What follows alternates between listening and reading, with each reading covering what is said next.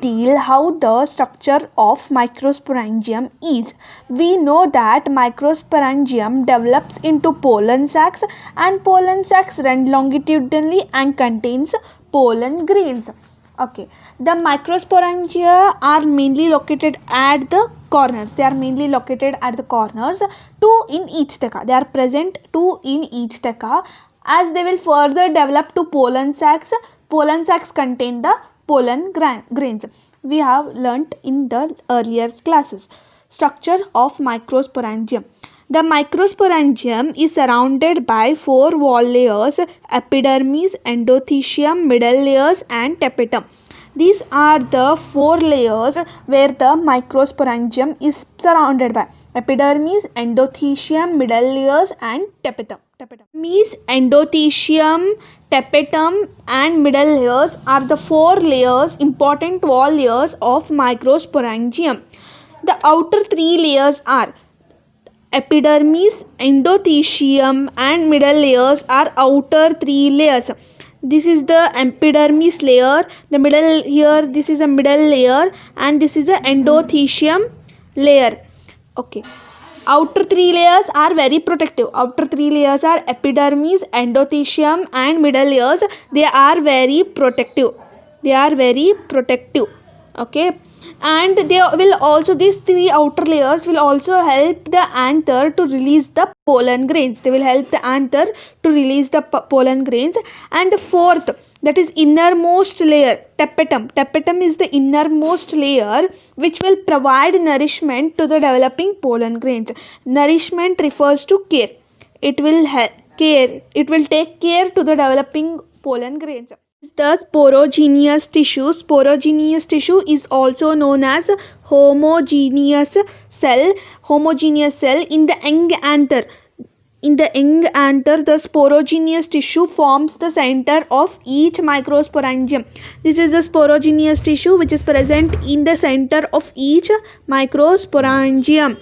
Sporogenous tissues are also known as homogeneous cells, which are present at the center of each microsporangium only when the anther is young.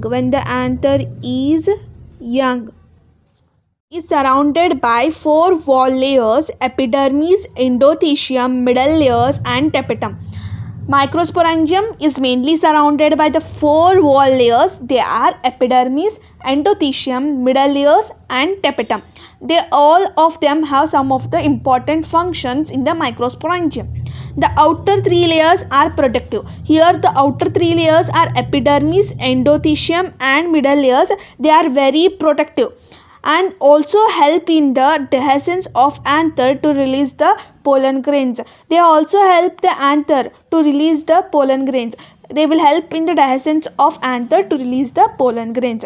And the last, that is innermost layer, that is tapetum. The tapetum will help in nourishment to the developing pollen grains. The tapetum will provide nourishment. Nourishment means care. It will give care to the developing pollen grains.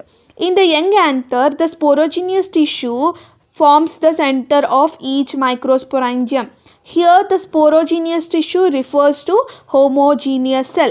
It is a compactly homogeneous cells. Sporogenous tissues are compactly arranged homogeneous cells which are present at the center of each microsporangium only when the anther is young, in the young anther. Sporogenesis.